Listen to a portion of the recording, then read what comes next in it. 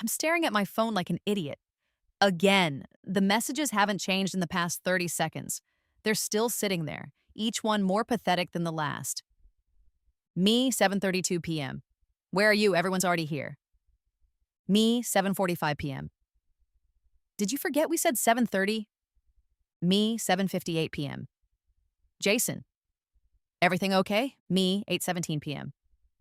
Please just tell me what's happening. I checked the time, 8:42 p.m. The prom started over an hour ago, and I'm still standing in the lobby of the Hilton Garden Inn in a dress that cost 3 months of my after-school paychecks. A dress I'd spent weeks hunting down because Jason mentioned once, just once, that he liked emerald green. Emma, you're still here? Miss Winters, my AP literature teacher and one of the chaperones, approaches with concern etched across her face. Is everything all right? I force the brightest smile I can manage. Oh yeah, just waiting for Jason. He texted that he's running late. The lie falls easily from my lips. I've gotten good at covering for him over our 8 months together. He overslept. His phone died. Family emergency. Car trouble. Miss Winters frowns slightly, but she doesn't challenge me. Well, don't wait too much longer. You're missing all the fun. As she walks away, I send one final text. Me, 8:44 p.m. I guess you're not coming. I wait 5 more minutes, then slip out the side door before anyone else can witness my humiliation. The cool May air hits my bare shoulders, and I shiver as I call an Uber. My parents had dropped me off earlier with promises to pick me up at midnight. No way am I calling them now. I can already picture my mom's sympathetic expression and my dad's thinly veiled, "I told you so." When the car arrives, I climb in silently, ignoring the driver's cheerful, "Big night, huh?" I stare out the window at the passing lights of downtown Millfield, wondering how I let this happen. Again, because this isn't the first time Jason Reynolds has stood me up. 3 months ago, he'd promised to take me to the Spring Festival concert in the park. I'd waited on a bench for 2 hours before he texted that he'd gotten caught up with his basketball buddies and lost track of time. I'd forgiven him after he showed up at my door the next day with flowers and those sad puppy eyes. 2 weeks after that, we were supposed to have dinner with my parents. He called 30 minutes after he was due to arrive, claiming his mom needed him to drive his sister somewhere. My parents ate without us, shooting concerned glances my way as I picked at my food. Each time I made excuses for him, each time I convinced myself it would be different next time. When my phone finally buzzes as I'm halfway home, my heart leaps stupidly in my chest. But it's not Jason. Riley, 9:03 p.m. Girl, where are you? Did Jason finally show? Riley, my best friend since 7th grade, who'd warned me about Jason from the start. He's got a reputation, Em, she'd said when he first asked me out. He does this to girls, charms them, then treats them like they're disposable. But I thought I was different. Special, the one who would change him. God, what a cliche I am. I don't answer Riley's text. I can't bear to admit she was right all along. Instead, I toss my phone into my clutch and lean my forehead against the cool glass of the car window. My carefully applied makeup is probably streaking down my face, but I can't bring myself to care. When I get home, the house is dark except for the porch light. My parents are out at their monthly dinner with friends, thankfully. I kick off my heels at the door and trudge upstairs to my bedroom, not bothering to turn on the lights. The emerald dress pools around my feet as I step out of it, leaving it crumpled on the floor like the waste of money it was. In the bathroom, I scrub off my makeup with mechanical movements. The face that stares back at me from the mirror looks hollow, eyes dull with disappointment, and something worse. Resignation. Like, I expected this all along but refused to admit it. Back in my room, I crawl under my comforter and pull it over my head, shutting out the world. My phone buzzes again from somewhere on the floor, buried in my discarded clutch. I ignore it. Sleep doesn't come easily. Instead, my mind replays every moment with Jason, the good and the bad, searching for signs I should have seen. The way he'd cancel plans last minute. How he rarely posted photos of us together on social media, the times he'd go silent for days with vague explanations afterward. It's past midnight when my phone buzzes again, persistent enough that I finally drag myself out of bed to retrieve it. 4 missed calls from Riley, 2 from my parents, who must be home by now, but kindly haven't come to check on me. And finally, a text from Jason. Jason, 12:34 a.m. Sorry, babe, something came up with the guys couldn't get away. Make it up to you tomorrow? No explanation, no real apology, just the expectation that I'll forgive him. Again. I stare at the message for a long time, thumb hovering over the keyboard. Part of me wants to lash out, to tell him exactly what I think of him. Another part, the pathetic part that still wants him to love me, wants to accept his half-assed apology. Instead, I set the phone down without replying and return to bed. Tomorrow, I decide I'll deal with it tomorrow. But tomorrow arrives with an unwelcome surprise. I wake to the sound of my mom calling my name, her voice tight with worry. When I open my eyes, she's standing in my doorway, still in her robe, her face pale. Emma, honey, you need to check social media. My stomach drops. What? Why? She hesitates. It's better if you see for yourself. With dread coiling in my gut, I reach for my phone. There are dozens of notifications. Instagram, Snapchat, texts from people I barely talk to. I open Instagram first and immediately wish I hadn't. The top post on my feed is from Mackenzie Porter, head cheerleader and Jason's ex-girlfriend. It's a photo from last night, Jason with his arm around Mackenzie, both of them dressed for prom, her in a clingy red dress that matches his tie. They're standing in what's clearly the prom venue, the same decorations I'd glimpsed from the lobby visible in the background. The caption reads, "Second chance love is the sweetest kind. Thanks for the perfect prom night at Jason Reynolds' Hash. Always new hash, senior prom." Posted at 7:45 p.m., exactly when I was texting Jason, asking where he was. My breath catches in my throat as I scroll through the comments. Everyone from school seems to have liked or commented, most congratulating them on getting back together. A few, Riley among them, have left angry comments defending me, but they're drowned out by the chorus of approval. There are more photos in her story. Jason and Mackenzie dancing, posing with friends, laughing together at the after-party at Brad Miller's house. A whole prom night documented while I sat alone, then cried myself to sleep. He didn't just stand me up, he took someone else, his ex, to our prom. The humiliation burns hotter than the betrayal. Everyone knew, everyone saw, everyone probably pitied poor, naive Emma Chen while they partied with the happy couple. Oh, honey. My mom sits on the edge of my bed, her hand on my arm. I'm so sorry. I can't even cry. I feel hollowed out, like someone scooped everything inside me and left nothing but an empty shell. He didn't even have the guts to break up with me first. He's a coward, my mom says, her voice uncharacteristically hard. And he doesn't deserve another moment of your thoughts. She's right, of course, but knowing that doesn't make it hurt any less. I spend the next 2 days in bed, ignoring calls and texts from everyone except Riley, who brings me ice cream and sits with me while I alternate between rage and despair. Jason tries to call once, but I block his number. Whatever explanation he has, I don't want to hear it. By Monday, I've run out of tears, but I haven't run out of public humiliation. Returning to school for the final 2 weeks before graduation means facing everyone who witnessed my embarrassment. The pitying looks, the whispers that stop when I walk by, Mackenzie's smug smile when we pass in the hallway, and Jason, always Jason, watching me with those sad eyes like he's the wounded party. He tries to approach me between classes, but Riley runs interference, physically placing herself between us. "You've done enough damage," she tells him, loud enough for the gathering crowd to hear. "Leave her alone." He has the audacity to look hurt. "I just want to explain." What's to explain? I find my voice, surprising myself with how steady it sounds. "You asked me to prom, then you took someone else. I think that's pretty clear." It wasn't like that. Mackenzie needed... I don't care what Mackenzie needed, I cut him off. And what about what I needed, like basic respect? Or even just a heads up that you were planning to humiliate me?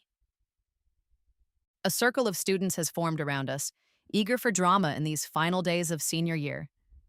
I see phones out, undoubtedly recording. Tomorrow, I'll probably be featured on the school's gossip Instagram account, but right now, I can't bring myself to care. "I never meant to hurt you. Jason says, and I laugh. A sharp, bitter sound that doesn't even sound like me. That's the problem with guys like you, Jason. You never mean to hurt anyone, but you do it anyway, over and over, because you only ever think about yourself. I turn to walk away, but he grabs my wrist. Emma, please. Let go of me. My voice is ice, and he drops my arm like it's burned him. I'm sorry, he says. And for once, he might actually mean it. But it's too late. Yeah, I say quietly. Me too. I walk away, Riley at my side, and I don't look back. The whispers follow me, but with each step, they seem to matter less. By the time I reach my next class, I'm breathing easier than I have in months. That afternoon, I delete all photos of Jason from my phone. I unfriend and unfollow him on every platform. I take down the pictures tacked to my bulletin board, the dried corsage from homecoming, the movie ticket stubs I'd sentimentally saved. I purge every trace of him from my life. It doesn't erase the humiliation. It doesn't heal the heartbreak. But it's a start. Graduation comes and goes. I accept my diploma to enthusiastic cheers from my parents and Riley's family, who have become my strongest supporters. Jason and Mackenzie are crowned prom king and queen, a fact that would have devastated me a few weeks ago but now seems trivial. I'm looking forward, not back. In August, I pack my bags for Columbia University, a full scholarship in hand that I'd worked 4 years to earn. Riley is headed to NYU, just a subway ride away. We're escaping Millfield together, leaving behind small-town drama for the promise of New York City. The night before I leave, I sit on my bedroom floor with Riley, sorting through the last of my belongings, deciding what to take and what to leave behind. You know what still bugs me? Riley says, flipping through an old yearbook. He never really had to face consequences. He publicly humiliated you, and 2 weeks later, everyone just moved on. He gets to go to UCLA with his basketball scholarship and probably pull the same crap on some new, unsuspecting girls. I shrug, trying to appear more nonchalant than I feel. What goes around comes around, right? Someday he'll get what he deserves. I hope I'm there to see it, Riley grins. Me too, I laugh. Maybe in another life. Little do I know how prophetic those words will prove to be. The migraine hits without warning during my urban economics final. One moment, I'm calculating the impact of rent control policies, and the next, my vision is blurring, a familiar aura of zigzagging lights obscuring the exam paper. I've had migraines since childhood, but this one comes on with unusual speed and intensity. I managed to complete the exam, though I doubt I've passed, and stumble back to my off-campus apartment. By the time I reach my door, the pain is excruciating, pulsing behind my right eye so severely that I'm nauseated. I swallow 2 prescription pills dry, draw the blackout curtains, and collapse onto my bed. Sleep comes mercifully quickly, pulling me under into darkness. When I open my eyes, something is wrong. The ceiling above me isn't the cracked plaster of my Manhattan apartment. It's smooth and white with a decorative medallion around a light fixture I don't recognize.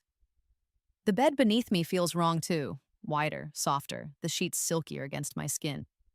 I sit up abruptly, heart pounding. This isn't my room. This isn't my apartment. This isn't even my furniture. I'm in what appears to be a luxurious bedroom, decorated in soft grays and blues.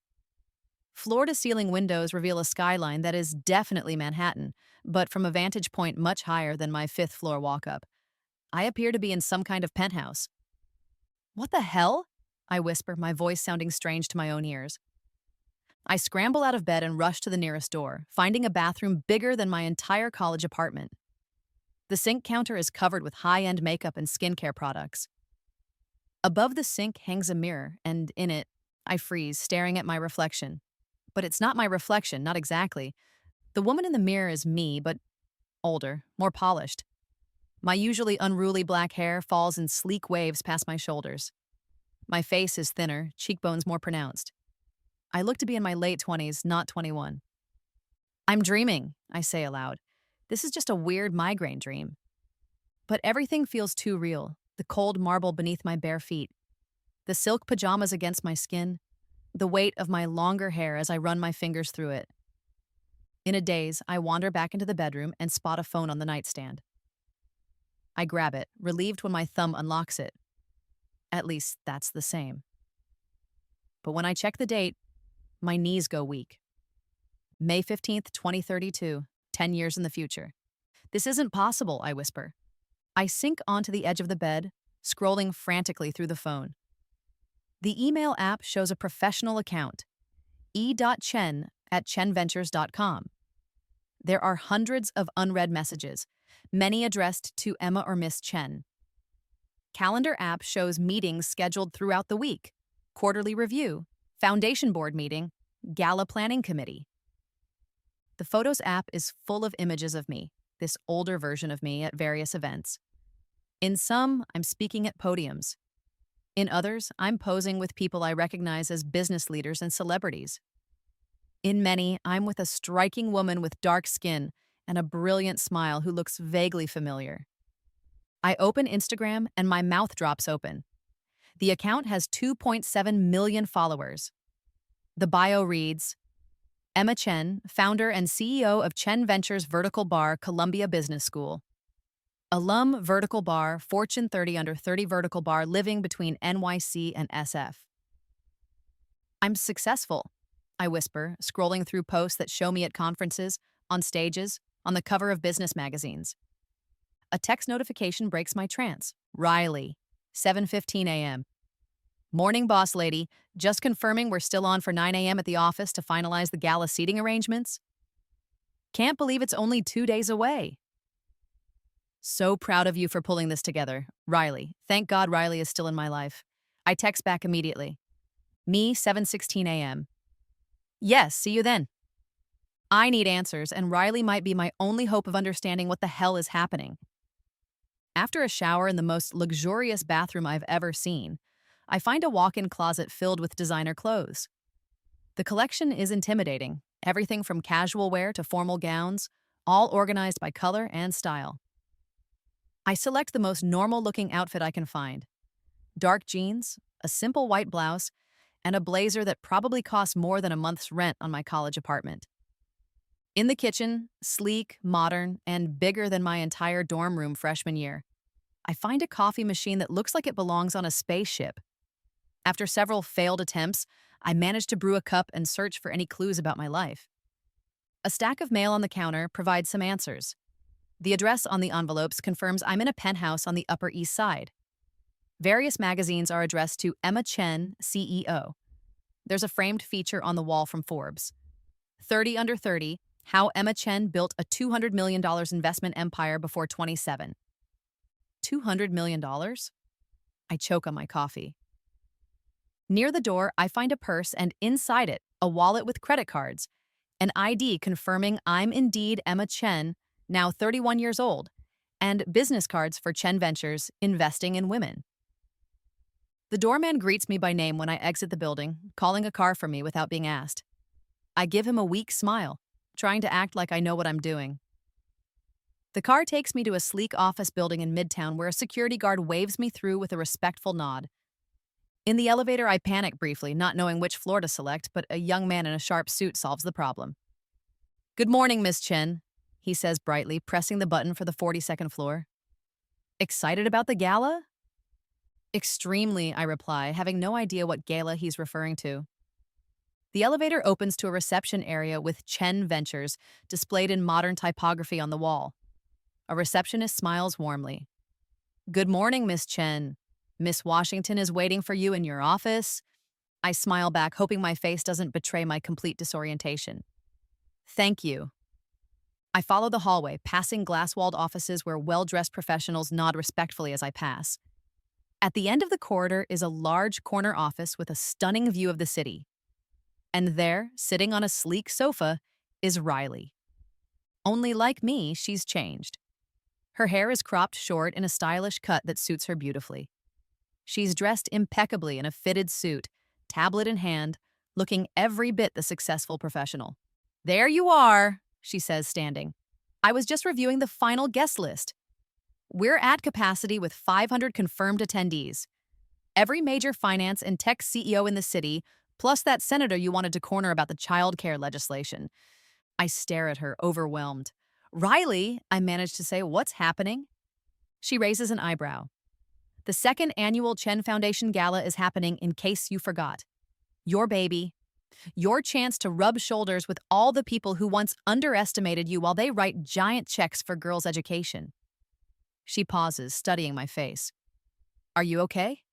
You look a little pale. I sink into the nearest chair. I don't I don't know what's going on. Riley sets down her tablet, concern replacing her businesslike demeanor. What do you mean? This is going to sound crazy, I start, but yesterday I was 21 years old, taking my urban economics final at Columbia. I had a migraine, went to sleep, and woke up here, 10 years in the future, in this life that I don't recognize. I expect her to laugh or call for medical help. Instead, she sits down slowly opposite me, her expression serious. What's the last thing you remember clearly before the migraine? I think back. Finals week, my apartment on 112th Street. You were at NYU in your junior year. I had an internship lined up for the summer at Goldman Sachs. Riley nods slowly. That was 10 years ago, Em. So you believe me? That I somehow jumped forward in time? She sighs. I believe you believe it. And you don't seem like yourself. She hesitates. Do you remember anything about the foundation? Chen Ventures? The Gala? I shake my head. Okay, she says decisively. I'm your best friend and your COO. If anyone can get you up to speed, it's me. She glances at her watch. We have about 2 hours before your next meeting. Let's start with the basics. Over the next hour, Riley gives me a crash course in my own life. After Columbia, I'd gone to business school, then worked briefly at Goldman Sachs before striking out on my own. I'd started a small investment firm focused exclusively on women-led startups, a niche that was being systematically overlooked. My first few investments had paid off enormously, allowing me to grow the firm rapidly. Chen Ventures now manages over $200 million in investments across 50 companies, all led by women. 2 years ago, I'd established the Chen Foundation to provide educational opportunities for girls from underprivileged backgrounds. The Gala is our big fundraiser, Riley explains. Last year, we raised $3 million in one night. This year, we're aiming for $5 million. It's at the Plaza, black tie, full media coverage. My head spins with the information. And you? You work for me? She grins. With you, I'm your COO. We built this together, though it was your vision. I handle operations while you focus on investment strategy and being the face of the company. She pauses. We've been best friends the whole time, if that's what you're worried about. I'm worried about everything, I admit. I don't know how to be this person. I don't know how to run a company or host a gala. Riley reaches across and squeezes my hand. Look, maybe this is just temporary amnesia from stress. The gala has been consuming you for months, but even if it's not, I've got your back. I always have. Thank you, I whisper, grateful beyond words for her steady presence. Now, she continues briskly, let's talk about the gala. It's the day after tomorrow at the Plaza. All the details are handled, venue, catering, entertainment. You just need to show up looking fabulous, give your speech, and charm the wealthy guests into opening their wallets for the foundation. I have to give a speech? I ask weakly. Don't worry, it's already written and loaded in the teleprompter. Just practice it a few times. She hands me a tablet. Here's everything you need to know: guest list, schedule, seating chart, your speech. Study it. I take the tablet, scrolling through the information. The scale of the event is intimidating. Hundreds of high-profile guests, a program full of speeches and performances, silent and live auctions. As I browse the guest list, a name jumps out at me, stopping me cold. Jason Reynolds. Riley, I say slowly, why is Jason on this list? She follows my gaze and makes a face. Ah, yes, your blast from the past. He works for the Plaza now, believe it or not. Event staff. When we booked the venue, I suggested removing him from the rotation for our event, but you insisted on leaving him. I did. Why? A slow smile spreads across Riley's face. You said, and I quote, poetic justice doesn't get more perfect than having Jason Reynolds check coats at my multi-million-dollar gala. I think you enjoyed the symmetry of it all, the guy who stood you up at prom now working coat check at your black tie event. I stare at her, a strange mix of emotions churning inside me. So he's what? Just a coat check guy? From what I gather, he bounced around a lot after UCLA. Never quite found his footing. Started at the plaza a couple years ago. She studies my face. Does it bother you, seeing his name? I consider the question. As a 21-year-old, the wound would still be fresh. But now, in this strange future life where I've apparently built an empire? No, I decide. It doesn't bother me, it's just strange. Well, you've come a long way from the girl he stood up at prom, Riley says proudly. And in 2 days, he's going to see exactly how far. The rest of the day passes in a blur of meetings and phone calls. Riley stays by my side, subtly guiding me through interactions, providing context for conversations, covering when I clearly don't recognize someone I should know. By evening, my head is swimming with information, but I've managed to fake my way through the day without anyone except Riley knowing something is wrong. Back in my penthouse, I collapse onto the sofa, exhausted. The physical toll of navigating this strange new reality is nothing compared to the emotional whiplash. I'm successful beyond anything I could have imagined at 21. I'm wealthy, respected, making a difference in the world. And in 2 days, I'll come face to face with the boy who broke my heart a decade ago. Only now, our positions couldn't be more reversed. It feels like the universe has handed me the perfect revenge scenario. But as I drift off to sleep, I wonder, if I don't remember the journey that brought me here, can I truly appreciate the destination? The night of the gala arrives, and I'm a bundle of nerves. The past 48 hours have been a crash course in being Emma Chen, successful CEO and philanthropist. Riley has been my constant guide, prepping me on everything from which board members need special attention to which donors might increase their pledges with the right encouragement. I've studied my prepared speech until I can recite it from memory, practice names and faces using a photo database Riley provided, and tried to absorb as much information about my foundation's work as possible. What I haven't prepared for is seeing Jason again. I stand in my bedroom staring at the gown laid out on my bed.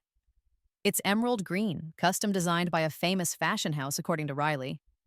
The color choice wasn't accidental. It's the same shade as the dress I wore to the prom where Jason stood me up. Only this version costs more than a car. My phone buzzes with a text from Riley. Car will be there in 20. Ready to shine?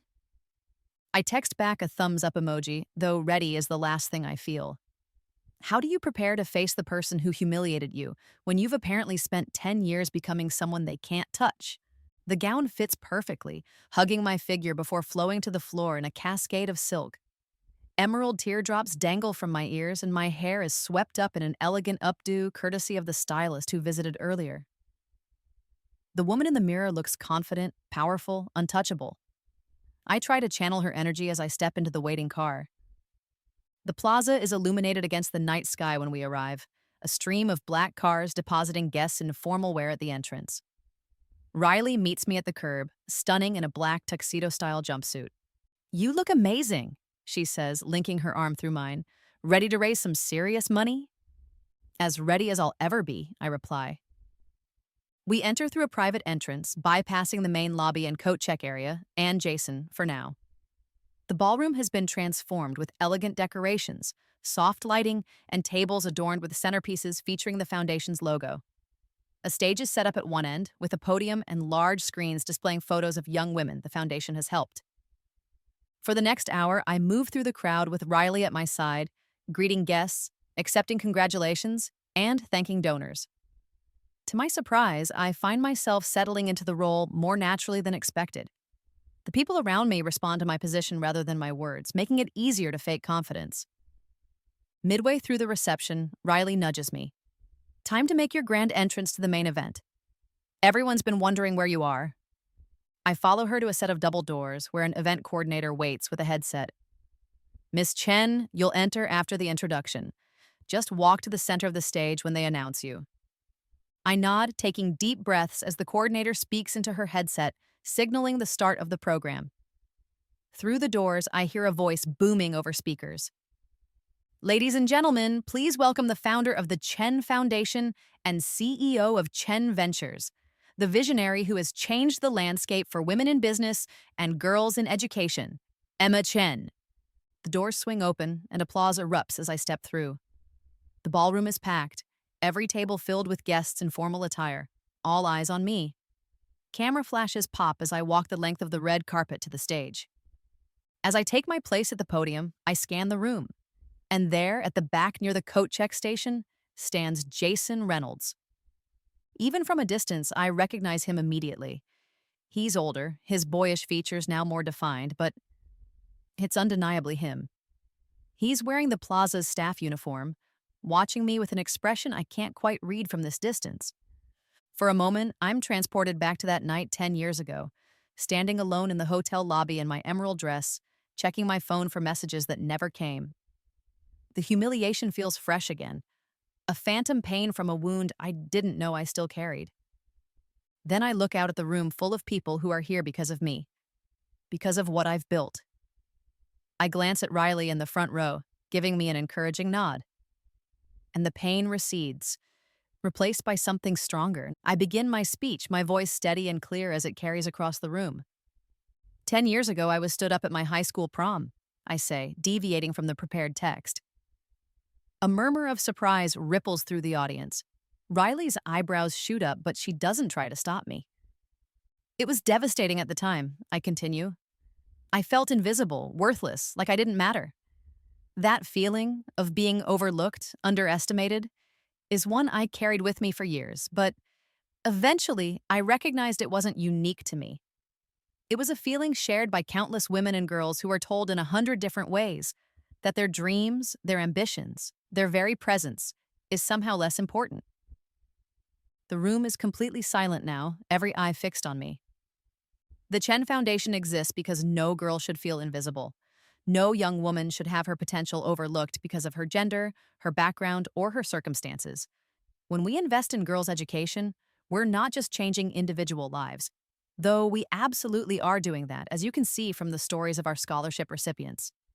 We're changing the future, creating a world where talent can flourish regardless of gender. I continue weaving parts of my prepared speech with this new narrative. As I speak, I feel something shifting inside me, a reconciliation between the 21-year-old who went to sleep with a migraine and the 31-year-old CEO I've apparently become. When I finish, the applause is thunderous.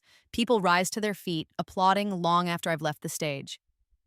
Riley catches up with me as I step behind the curtain. "That was not the speech we prepared," she says with a wry smile. "Was it okay?" I ask, suddenly uncertain. "Okay? It was brilliant, honest and vulnerable in a way people rarely are in these settings. The donations are already pouring in through the app." She shows me her phone screen where a ticker shows the rapidly climbing total. "You're going to exceed your $5 million goal before dinner is even served." Relief floods through me. "Thank God it did. Now," Riley says, "time for you to work the room, and if you happen to need your coat checked..." She trails off with a meaningful look. I laugh. "Maybe later." The next 2 hours are a whirlwind of conversations, photo opportunities, and accepting oversized checks from corporate donors. The live auction exceeds all expectations, with experiences and artwork donated to the foundation selling for far above their estimated values. By the time the formal program concludes and the band takes the stage for dancing, I've reached my limit for small talk and air kisses. I slip away from the crowd, finding a quiet corridor that leads back toward the hotel lobby. And there, organizing coats on a rack, is Jason. He doesn't notice me at first, focused on his task. I take a moment to study him. He's still handsome, though his features have hardened somewhat. His body, once athletic and toned from basketball, has softened around the edges. He looks ordinary, neither particularly successful nor particularly unsuccessful. Just a man doing his job. "Hello, Jason," I say quietly. He startles, nearly dropping the coat in his hands. When he turns and sees me, his eyes widen with recognition. "Emma," he says, his voice a mix of surprise and something else. Embarrassment, perhaps. "I thought that might be you when I saw the name on the event schedule, but I wasn't sure." "It's me," I confirm, stepping closer. "It's been a long time." He shuffles uncomfortably, glancing around as though checking if anyone can see us talking. "Yeah, it has. Look at you. I mean, this is your event, the Chen Foundation." It is, I say simply. That's wow. Impressive. He gestures vaguely at the ballroom behind me. I saw you give that speech. You were always smart, but this is something else. There's an awkward pause. I wonder what I'm supposed to feel in this moment. Triumph? Satisfaction? Vindication? Instead, I feel a strange sense of detachment, like I'm observing a scene in someone else's life. How have you been, Jason? I ask, more out of politeness than genuine interest. He shrugs, attempting a casual smile that doesn't quite reach his eyes. Oh, still figuring things out. Played ball at UCLA for a couple years until I blew out my knee. Then bounced around for a bit. Tried sales, tried coaching, now I'm here. He gestures to his uniform. Not exactly where I thought I'd end up, but it pays the bills. I nod, unsure what to say. This isn't playing out like the revenge fantasy part of me had imagined. Jason fills the silence. I saw Mackenzie's name on the guest list tonight. Did you know she's coming? I blink in surprise. No, I didn't. The name hadn't registered when I'd reviewed the list, or perhaps I'd forgotten in the whirlwind of preparation. Yeah, she married some hedge fund guy, Bradford or something. Big donor to charities. He looks down at his shoes. Small world, right? Very small, I agree. Another awkward pause stretches between us. Finally, Jason clears his throat. Listen, Emma, I've thought about reaching out over the years, but I figured you wouldn't want to hear from me. What I did to you at prom? He winces visibly. It was horrible. I was a stupid, selfish kid. I've regretted it ever since. The apology catches me off guard. Part of me, the 21-year-old who still feels the sting of that rejection, wants to tell him it's too little, too late. But the woman I am now, or at least the woman I'm pretending to be, has moved beyond that pain. Thank you for saying that, I say finally. It hurt at the time, but I gesture to the ballroom full of guests celebrating my foundation. I'd say things worked out okay for me in the end. He laughs, a short, self-deprecating sound. Yeah, more than okay. And look at me, the high school basketball star checking coats at your charity gala. Talk about karma. There's no bitterness in his voice, just rueful acknowledgement of the strange turns life takes. For the first time, I feel a twinge of compassion for him. We were kids, I say, softer now. We all make mistakes at that age. Jason looks up, surprise evident in his face. Clearly, he'd expected more recrimination. You're being very gracious. I don't know if I'd be so forgiving in your position. I shrug. Holding on to anger only hurts yourself in the end. It's something my mother always said, and in this moment, I understand its truth in a way I never did before. The revenge fantasy of flaunting my success in front of Jason suddenly seems petty and empty. Well, I should get back, I say, gesturing toward the ballroom. Lots of donors to thank. Right, of course. Jason nods quickly. Congratulations again, Emma, on everything you've built. It's really amazing. As I turn to leave, he calls after me. Hey, Emma? I pause, looking back. For what it's worth, I'm really sorry, not just for prom, but for everything. You deserved better. I study his face, seeing genuine regret there. Thank you, Jason. I hope you find what you're looking for. I return to the gala with mixed emotions. The confrontation with Jason wasn't what I'd expected, neither the dramatic showdown nor the satisfying victory I might have imagined. Instead, it was something quieter and more complex, a reminder that people change, life moves on, and sometimes the best revenge is simply living well. Riley finds me near the dessert table, looking slightly frazzled. There you are. I've been looking everywhere. The final donation tally is in. She shows me her tablet with a flourish. $6.3 million and we smashed our goal. That's incredible, I say, genuinely impressed. Are you okay? She asks, studying my face. You look, I don't know, different. I'm fine, I assure her. I just had an interesting conversation with Jason. Her eyes widen. And? Was it everything you hoped for? Did he grovel appropriately? I laugh. It wasn't like that. It was just, I don't know, sad maybe, but also closing a chapter that needed to be closed. Riley links her arm through mine. Well, I hope you enjoyed your moment of triumph, At least a little. Now come on, there's someone you need to meet.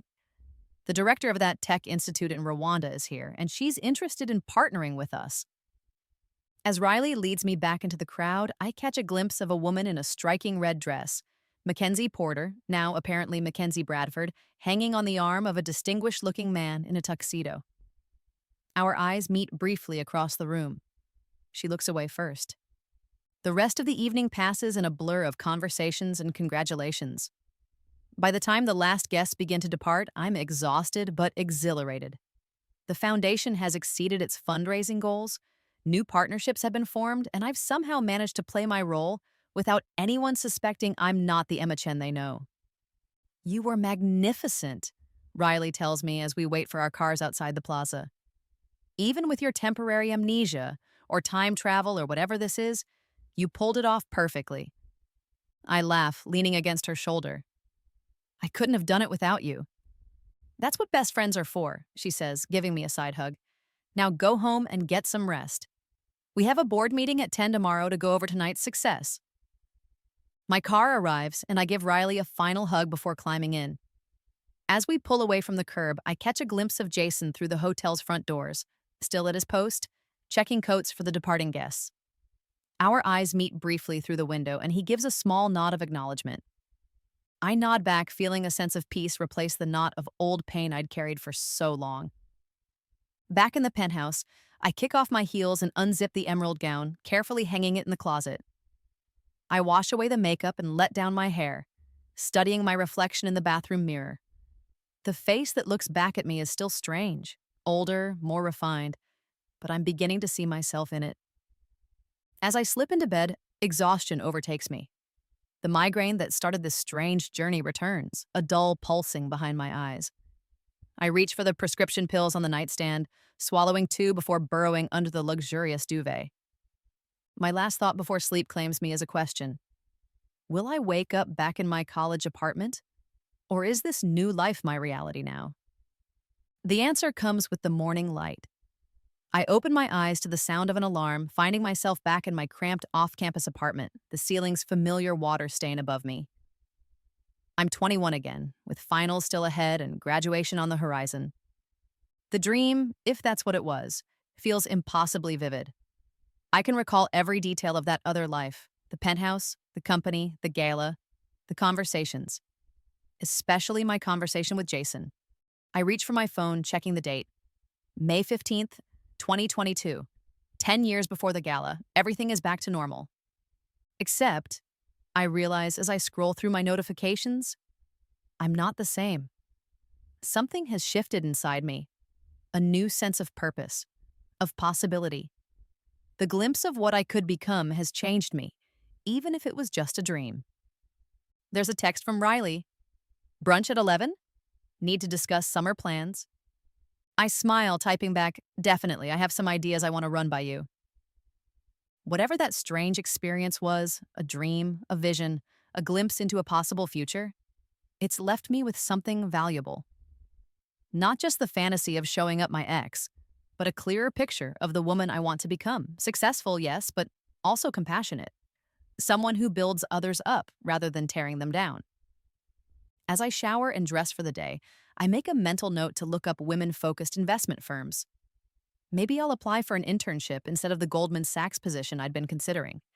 And I should talk to my economics professor about sustainable development programs for girls' education.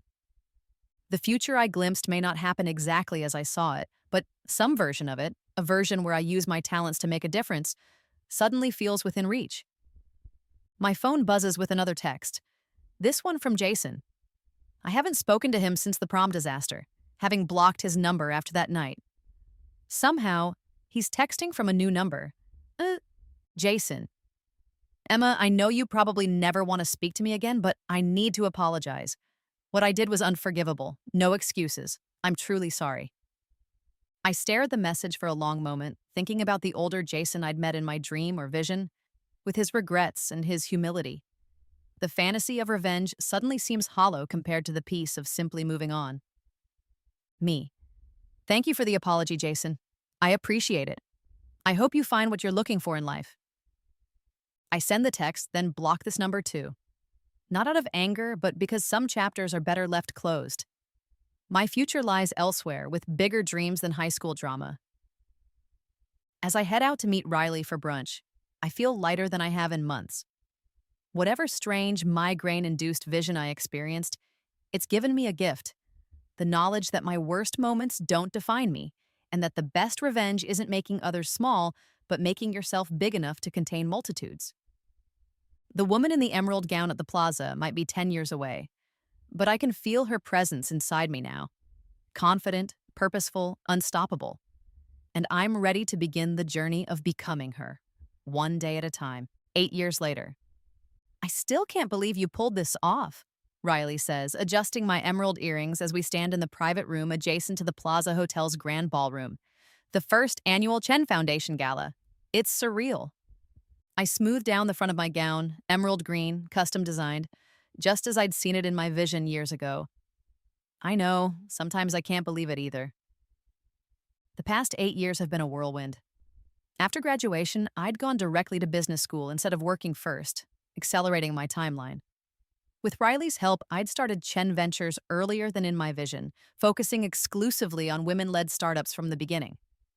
We'd had our share of failures, but also spectacular successes, growing more rapidly than even I had dared to hope. 2 years ago, we'd established the Chen Foundation, dedicated to providing educational opportunities for girls worldwide. And tonight is our first major fundraiser, the gala I'd experienced in my migraine-induced vision 8 years ago. Ready to check the final details? Riley asks, consulting her tablet. She's stunning in a black tuxedo-style jumpsuit, her hair cropped short just as I remember from my vision.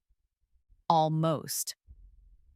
I take a final look in the mirror, marveling at how closely I resemble the woman I saw in that strange dream. My hair is styled the same way, my makeup similarly applied. The main difference is in my eyes. There's a confidence there that feels earned, not borrowed. Nervous about seeing Jason? Riley asks casually, though I catch the protective edge in her voice. Not really, I answer truthfully. When we'd booked the plaza 6 months ago, I'd discovered Jason was working there as part of the event staff, exactly as in my vision. The coincidence had been startling, but not entirely surprising. Some paths, it seems, are meant to converge. I still can't believe you didn't have him reassigned, Riley mutters. I shrug. What would be the point? We're not the same people we were in high school.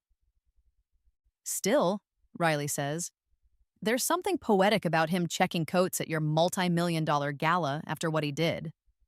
I laugh, the phrase eerily familiar. Life has a way of coming full circle sometimes. A knock at the door interrupts us. 5 minutes, Miss Chen, an event coordinator calls. Thank you, I reply, taking a deep breath. Let's do this. As we step into the corridor, Riley gives my hand a squeeze. Go get him, boss lady. I walk toward the double doors where I'll make my entrance, the coordinator giving last-minute instructions I barely hear. Behind the doors, I can hear the MC beginning my introduction. Ladies and gentlemen, please welcome the founder of the Chen Foundation and CEO of Chen Ventures, the visionary who has changed the landscape for women in business and girls in education, Emma Chen. The doors swing open, and applause erupts as I step through. The ballroom is packed with guests in formal attire, just as I'd seen it years ago. Camera flashes pop as I walk the length of the red carpet to the stage. As I take my place at the podium, I scan the room, and there, at the back near the coat check station, stands Jason Reynolds. Our eyes meet briefly across the crowded room. He gives a small, almost imperceptible nod, which I return before turning my attention to the assembled guests. I begin my speech, which I've carefully crafted over the past weeks. Not the one from my vision, but something new. Something that honors both the journey I've taken and the strange glimpse of the future that helped guide me here. 10 years ago, I was stood up at my high school prom. I begin. The words feel right, even though they echo a speech I've never actually given. It was devastating at the time. I felt invisible, worthless, like I didn't matter. That feeling of being overlooked, underestimated, is one I carried with me for years. As I continue speaking, I feel the strange doubling effect of living a moment I've already experienced in a dream, but this time it's real. This time, I've earned every word. Later, after the speeches and the auction and the check presentations, I find a quiet moment to slip away from the crowd. I make my way to the coat check area where Jason is organizing garments on a rack. "Hello, Jason," I say quietly. He turns, recognition lighting his eyes. "Emma, congratulations on the gala. It seems like a huge success." "Thank you," I reply. "It's been a long road to get here." There's an awkward pause, not unlike the one in my vision. But this Jason is slightly different. Less defeated, perhaps. Life hasn't worn him down quite as much. "I always knew you'd do something amazing," he says finally. "Even back in high school. You were always the smartest person in the room." I smile, touched by the sincerity in his voice. "How have you been, Jason?" He shrugs. "Finding my way. I'm taking night classes in hospitality management. The plaza has a good program for employees. I'm hoping to move into event coordination eventually." "That's great," I say, and mean it. This isn't the Jason from my vision, the one full of regrets and defeat. This one still has hope, still sees possibilities ahead. "Listen," he says, his voice dropping slightly. "I know it's ancient history now, but I really am sorry about prom. It was a terrible thing to do to anyone, but especially to you." "Water under the bridge," I assure him. "We were kids. And honestly, if things had gone differently that night, I might not be standing here today. Sometimes the worst moments in our lives lead us to the best places." He smiles, relief evident in his expression. "That's a generous way to look at it." "It's the truth," I say simply. "Anyway, I should get back to my guests." "Of course," he nods. "Good luck with everything, Emma." "You too, Jason." As I walk away, I feel a sense of completion, of a circle closing. The vision, dream, premonition, whatever it was, had shown me a possible future, one where success was tinged with the satisfaction of revenge. But the reality I've created is something better. Success built on purpose rather than pain, on moving forward rather than looking back. I rejoin the gala, finding Riley deep in conversation with a potential donor. She excuses herself as I approach. "Everything okay?" she asks. "I saw you talking to Jason." "Everything's perfect," I assure her, linking my arm through hers. "Now, didn't you say the director of that tech institute in Rwanda is here? I'd love to meet her." As Riley leads me across the ballroom, I catch sight of Mackenzie Porter, now Mackenzie Williams according to the guest list, with her husband. She's wearing red, just as in my vision. Our eyes meet briefly, and I smile politely before moving on. Some patterns repeat, it seems, but without the emotional weight they once carried. By the end of the night, the foundation has raised over $6 million, exceeding our goal by more than $1 million. As Riley and I stand outside waiting for our cars, surrounded by the glittering lights of Manhattan, I'm overwhelmed with gratitude. "We did it," Riley says, grinning. "First annual gala in the books, and it was a massive success." "We did," I agree. "Though this is just the beginning." "Always looking ahead," she laughs. "That's why you're the boss." My car arrives, and I give Riley a quick hug before climbing in. As we pull away from the curb, I catch a glimpse of Jason through the hotel's front doors, still at his post. Our eyes meet briefly, and he gives a small wave. I wave back, no longer carrying the weight of old pain or the need for vindication. The future stretches ahead, full of possibilities. Some I've glimpsed, others yet to be discovered. And I'm ready for all of it, my heart full and my path clear. Sometimes the best revenge isn't getting even, it's getting better. It's building something meaningful from the ashes of disappointment. It's realizing that the person who once made you feel small doesn't have that power anymore, not because they've been diminished, but because you've grown beyond measure. As the plaza disappears behind me, I smile at the thought of the journey ahead. A journey I'm creating day by day, guided by a vision of what's possible when you refuse to let your worst moments define you, and instead use them as stepping stones to your best self. The emerald dress will hang in my closet as a reminder, not of the prom I missed, but of the gala I created. Not of the girl who was left waiting, but of the woman who stopped waiting and built her own destiny instead. Sometimes a second chance isn't about going back to fix what was broken. It's about moving forward to create something that could never have been imagined from where you once stood.